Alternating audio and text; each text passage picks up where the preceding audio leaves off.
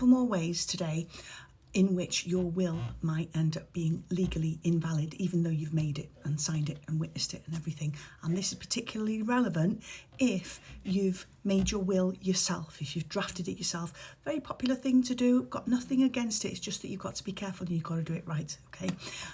But there are two very, very common mistakes that solicitors like me see all the time with homemade wills. So the first thing that we see quite frequently is wills that are void for uncertainty.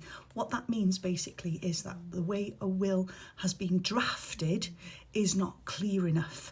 Now, in practice, that can come about in a couple of different ways. You know, examples that I've seen really are of people writing out their will and perhaps looking at examples and seeing legal terminology and thinking, oh, I've got to incorporate that as if it's, you know, like almost a magician's incantation to make things right, and inserting wording or terms that they don't really understand and inserting them in ways that don't make sense. Okay, that happens a lot. So I often see, and people like me often see, homemade wills that don't actually make sense in English. Also, quite often we see wills that contradict themselves. So you might say one thing in one paragraph, but what you say in the next paragraph, without you realising it, actually has the opposite effect to what you've just said. In fact, very recently, I've just come to the end of supporting a family in a contested probate matter where that was the crux of it. You know, that the gentleman who passed away had written his own will, and paragraph 3 of his will said one thing, and the wording of paragraph 4 basically said the opposite. So it made no sense in English and therefore was void for uncertainty. So to avoid that, the best thing for you to do is to use your own words and just make sure that you are setting it out logically in your own way about how you want to distribute your estate and who you want to appoint as your executor. And try not to incorporate terms and phrases and words that you may have seen if you don't fully understand what those phrases actually do, basically, you know.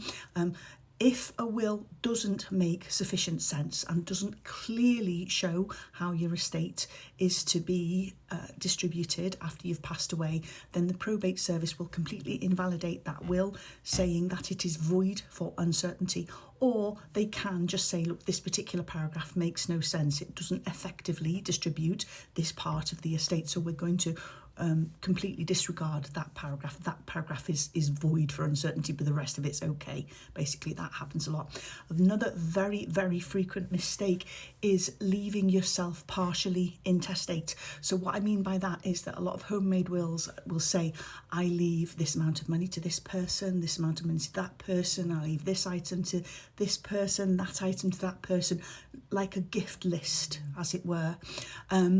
But only basically talking about who they want to benefit in very specific ways, and then not including a final paragraph saying, well, if there's money left over after I've distributed those things and after my bills and debts and the cost of my funeral and everything have been paid, whatever money's left over should go to whoever. You know, that's your residuary clause. Lots of people, when they're making homemade wills, forget to include their residuary estate. And if that happens, if your will is that you've written yourself is basically just like, you know, a letter to Santa in a way, you know, this item to that person, etc., but you don't specify what should happen with any leftover money, your residue, then what happens is that residue must go to your next of kin according to the intestacy rules, you know. So I've talked about intestacy in recent videos, so that could be your spouse, your children, your siblings, your parents, your grandparents, more distant relatives, or indeed it could even be the king. So it's important to always ensure that you have a residuary clause in your will too. But yeah, include those bits and should sort you out.